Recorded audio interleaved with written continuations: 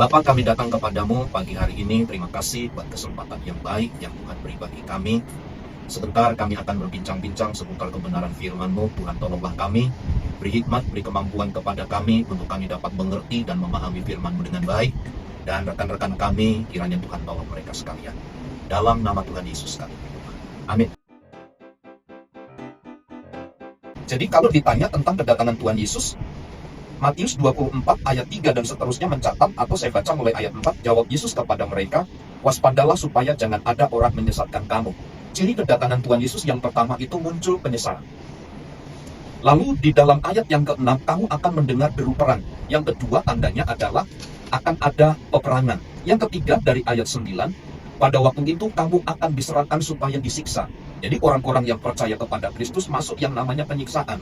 Yang ke-10, yang selanjutnya ayat yang ke-10, akan ada pemurtadan. Jadi akan ada banyak orang yang tadinya percaya kepada Kristus menjadi murtad. Selanjutnya dalam ayat 11, banyak nabi palsu akan muncul. Jadi akan tampil nabi-nabi, guru-guru yang akan menyesatkan banyak orang. Yang selanjutnya ayat 12, kasih kebanyakan orang menjadi dingin. Jadi relasi yang terbangun selama ini antar sesama anak-anak Tuhan retak. Jadi satu menyerahkan yang lain begitu.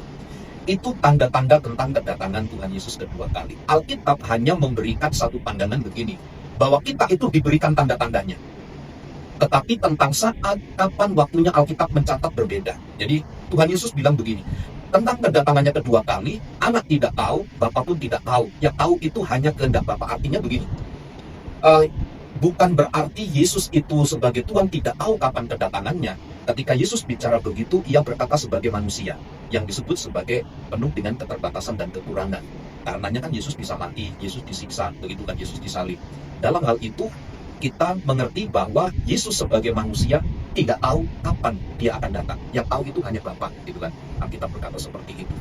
Nah, untuk mengkaji pernyataan itu sebenarnya kita sedang diajar begini, bahwa siapapun tidak ada yang tahu tentang kedatangannya, kapan waktunya. Itulah sebabnya mengapa Yesus berkata, Yesus itu hanya memberikan tanda, bukan memberikan ketepatan waktu, kapan waktunya. Tapi yang pasti saya katakan begini, kedatangan Yesus kedua kali itu pasti. Kira peran gereja hanya satu, mempersiapkan diri, karena masa itu pasti akan datang. Dan kita gereja tidak bisa mencegah. Seharusnya memang kedatangan Tuhan Yesus harus cepat itu. Jangan ditunda-tunda lagi gitu. Kenapa? Karena semakin ditunda dan tidak ada yang bisa menunda. Alkitab pernah berkata begini, Paulus ya, kalau tidak salah. Jadi kenapa Kristus itu belum datang? Karena masih ada orang-orang yang berdoa begitu. Masih ada orang-orang yang bermohon berdoa. Karena apa? Saya percaya begini, Injil itu akan diberitakan ke seluruh dunia. Baru kedatangannya itu akan terjadi gitu. Itu statement terakhir dari firman Tuhan. Jadi kalau Injil itu diberitakan kepada segala makhluk, ke seluruh dunia, barulah kedatangannya. Pertanyaannya, kalau apa peran tanggung jawab gereja terhadap ini? Peran tanggung jawab gereja yang mengajar jemaat, mengajar umat supaya mereka mempersiapkan diri untuk masuk dalam atau menanti kedatangan Tuhan Yesus yang kedua kali itu. Sebab begini, gereja ada di dalam dunia menjelang kedatangan Tuhan Yesus kedua kali itu tidak bisa berpangku tangan. Nah, persoalannya adalah begini, gereja-gereja sekarang kan seperti alergi ya. Gereja-gereja yang berkembang sekarang itu, kita sebut saja bintang 5, bintang 7 lah, terserah. Mereka alergi membicarakan tentang peristiwa akhir zaman. Mereka berkata peristiwa akhir zaman itu hanya sebagai sebuah sampingan belaka. Bagi mereka kan yang bagaimana cara mendapatkan keuntungan, bagaimana diberkati, bagaimana supaya hidup itu lebih baik. Kan itu saja yang kita dapat pengajaran-pengajaran. Sementara bicara tentang akhir zaman itu seperti di skip gitu ya, dilewatkan gitu. Nah memang saya bersyukur kalian datang. Nah untuk beberapa saat ini kami kan kalau ketemu pernah sini mungkin datang di sini, kami membicarakan sekarang itu sudah sampai pasal ke-25. Jadi kami secara ayat per ayat menyampaikan kepada jemaat di sini gitu. Nah, ada di antara mereka yang berkata begini, ngeri sekali peristiwa itu ya. Saya bilang, nggak sengeri, saya nggak mampu untuk menceritakan lebih detail gitu. Saya tidak bisa mendramatisir lebih jam. Tapi mereka pun sudah berkata ngeri ya peristiwa akhir zaman. Padahal peristiwa akhir zaman tidak seperti apa yang saya bayangkan. Dan saya percaya itu peristiwanya lebih gitu. Bagaimana penganiayaannya, bagaimana penderitaan gereja yang harus dihadapi. Tapi ingat ya, Roh Kudus akan memberi kekuatan dan kemampuan bagi kita untuk kita bertahan gitu, sesuai dengan anugerah yang Tuhan beri bagi kita. Jadi peran tunggang tanggung jawab gereja itu adalah mengajarkan kebenaran tentang peristiwa itu. Media sosial ya, di sisi di sisi media seperti itu. Nah, peran gereja ketika peran gereja dan hamba-hamba Tuhan ya, di saat informasi yang begitu tajam, begitu liar seperti itu, maka peran gereja itu balik lagi sebenarnya adalah bagaimana memberikan informasi yang benar, memberikan informasi yang tepat untuk setiap jemaat. Ketika saya itu percaya satu hal ya, setiap semua yang bisa dilakukan oleh iblis untuk menjatuhkan manusia itu sebenarnya juga bisa dipakai oleh Tuhan untuk memenangkan manusia. Jadi kalau media hari ini kita melihatnya sebagai banyak sumber hoax, banyak sumber yang memberikan ketakutan, memberikan apa. Sebenarnya di balik itu ketika kita bergantung kepada Tuhan, minta hikmat sama Tuhan, media sendiri itu bisa menjadi sebuah sarana yang sangat powerful. Sama seperti kalau mungkin kita semua pernah dengar ya, ilustrasi pisau itu kalau di tangan pembunuh ya jadi alat untuk membunuh, tapi di tangan seorang chef yang luar biasa membuat makanan yang enak gitu ya. Apalagi buku misalnya, buku itu di tangan seorang pemalas itu mungkin hanya jadi tempat ganjelan tinta seperti itu ya. Tapi di tangan seseorang yang memang haus akan informasi, haus akan pengetahuan, itu menjadi sumber ilmu seperti itu. Nah, sama dengan media. Media ketika kita semua tahu bahwa media sekarang digunakan begitu luar biasa untuk apa ya, menyebarkan kejahatan, memberikan ketakutan, berita-berita bohong segala macam. Media pun sebenarnya bisa apa namanya? Bisa juga menjadi sumber di mana kita ini menyebarkan damai sejahtera, menyebarkan iman, memuridkan orang seperti itu. Saya sendiri ketika saya mulai pelayanan jadi seorang hamba Tuhan, saya ini punya media sosial yang sudah cukup berkembang di zaman COVID kemarin ya. Saya punya jalur ke arah situ lah. Semua media sosial saya itu cukup berkembang lah. Nah, ketika saya berpikir untuk media sosial ini bisa dipakai untuk mengembangkan kerajaan Allah, benar ya? Nah, seperti yang saya jelaskan tadi ya, kita posting firman Tuhan, kita posting apa namanya, renungan seperti itu semuanya. Cuman di awal-awal saya melayani, saya itu dapat impresi daripada Tuhan untuk bahkan stop bermedia sosial. Saya nggak tahu kenapa. Tapi ya sudah, karena tuntunannya seperti itu, saya memang vakumkan media sosial saya vakumkan, kecuali memang beberapa media yang apa namanya, yang memang kita pakai untuk informasi ibadah ya, itu memang kita tetap jalan seperti itu. Tapi secara personal media sosial saya itu saya vakumkan. Nah, beberapa waktu yang lalu, beberapa waktu inilah ya, sejak awal tahun ini, kayaknya saya dapat impresi yang berbeda. Saya dapat impresi yang berbeda untuk ya udah pakai media sosial memberitakan kebaikan, kebenaran seperti itu. Nah, saya tuh bertanya-tanya sama Tuhan kok kemarin nggak boleh, tapi sekarang kok didorong, kayaknya ada dorongan seperti itu.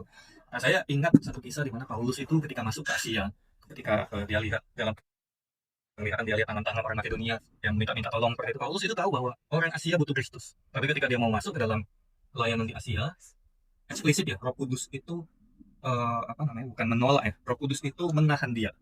Nah, kalau kita baca di dalam firman Tuhannya di Kisah Para Rasul itu, dia tuh ditahan oleh Roh Kudus. Nah, tapi pada akhirnya kita tahu bahwa pelayanan Paulus itu pada akhirnya memang masuk ke Asia. Tapi bukan di saat benar-benar di saat dia melihat penglihatan itu ya, tapi di akhirnya Paulus itu tetap masuk ke Asia dan tetap memberitakan Injil. Dan hari ini kalau kita bisa baca Alkitab, itu semua adalah apa namanya, peran daripada Rasul Paulus. KKR itu kan kebaktian kebangunan rohani ya. Jadi setiap kebaktian minggu itu harus membangun rohani daripada orang-orang, daripada jemaat, terutama generasi muda ya. Hari ini gereja tentunya punya pandangan yang luas, punya pandangan yang jelas tentang akhir zaman, tentang kehidupan jemaat seperti itu. Tapi di sisi yang lain, kembali kepada core daripada kekristenan, gereja itu harus hidup di dalam amanat tadi. Jadi kalau mungkin teman-teman mikir kan, ini kok Pak Michael ini maunya amanat agung terus seperti itu. Iya, sebenarnya semua daripada kekristenan itu ujungnya itu adalah amanat agung. Karena kenapa? Itu tuh hal yang paling penting di dalam sebuah pesan kekristenan. Kalau misalnya kita ngomongnya ada orang tua yang sudah di akhir daripada hidupnya, itu pesan sama anaknya, berarti itu pesan yang penting, betul ya? Berarti itu pesan yang sangat penting kalau misalnya di akhir hidupnya gitu. Nah, amanat agung itu apa? Amanat agung itu adalah pesan yang diberikan oleh Tuhan Yesus untuk setiap orang yang percaya padanya. Memang waktu itu cuma nggak banyak orang, cuma 100-an orang yang terima amanat agung itu secara langsung. Tapi kita semua yang beriman kepada Yesus itu harus jadi orang-orang yang mengerjakan amanat agung. Kalau ngomong pesan akhir zaman yang relevan, pesan akhir zaman yang paling relevan itu adalah amanat agung. pesan akhir zaman yang paling relevan itu adalah keselamatan jiwa. Sebagai mahasiswa yang setiap hari terpapar arus informasi di media sosial, saya dan teman-teman saya seringkali merasa bahwa dunia ini sedang tidak baik-baik saja. Mulai dari scrolling di layar ponsel yang hanya butuh beberapa detik untuk akhirnya dapat membawa saya dan juga teman-teman saya dari berita peperangan global menuju ke krisis moral. Tentu saja terkadang ada rasa cemas yang menyelip di hati kami semua. Seperti ada pertanyaan bahwa apakah ini benar-benar akan menjadi akhir dari semua ini. Namun, merenungkan pandangan Alkitab mengenai ekstatologi mengubah perspektif saya. Saya menyadari bahwa tanda-tanda akhir zaman, mulai dari kasih yang mendingin hingga kekacauan dunia yang sedang terjadi saat ini, bukan diberikan untuk menakut-nakuti kita semua, tetapi membuat kita menyadari bahwa itu merupakan tanda-tanda dan itu adalah lonceng pengingat supaya kita semua dapat berjaga-jaga. Bagi saya dan teman-teman saya, ekskatologi bukan tentang kepanikan, melainkan tentang sebuah kesiapsiagaan. Saya dan teman-teman saya belajar bahwa peran gereja dan juga peran kita sebagai bagian dari jemaat gereja tersebut bukan hanya untuk menghentikan peristiwa-peristiwa ini, tetapi kita dapat mengontrol sejarah dan kita dapat mengontrol bagaimana kita meresponnya. Tugas utama kita itu tetap sama, menjalankan amanat agung dan memastikan bahwa di tengah dunia yang semakin gelap ini, Injil tetap dapat diberitakan. Di era digital ini, tantangan bagi generasi saya dan juga teman-teman saya itu jauh lebih kompleks. Informasi hoaks dan tafsir-tafsir liar tentang akhir zaman itu sangat mudah memengaruhi pikiran kita. Disinilah akhirnya saya dan teman-teman saya merasa bahwa pentingnya memiliki iman yang disertai pengetahuan. Kita tidak boleh menambah generasi yang mudah terombang-ambing oleh konten viral yang provokatif. Kita membutuhkan filter, dan filter terbaik itu adalah pendalaman pemahaman kita akan firman Tuhan. Nasihat untuk tetap teguh dalam iman bagi saya dan teman-teman saya itu bukan hanya sekedar rutinitas agama. Itu adalah kebutuhan bertahan hidup. Rajin membaca Alkitab, menjaga saat teduh di tengah tumpukan tugas kuliah dan juga kesibukan kami yang lain, dan juga kami harus dapat bersikap kritis terhadap informasi di media sosial adalah cara-cara nyata agar iman kami itu tidak ikut mendingin satunya akhirnya menjadi kacau. Pada akhirnya refleksi ini membawa saya pada satu kesimpulan, bahwa fokus kita itu bukan pada ketakutan akan kehancuran dunia, melainkan pada pengharapan akan kedatangan kembali Sang Raja.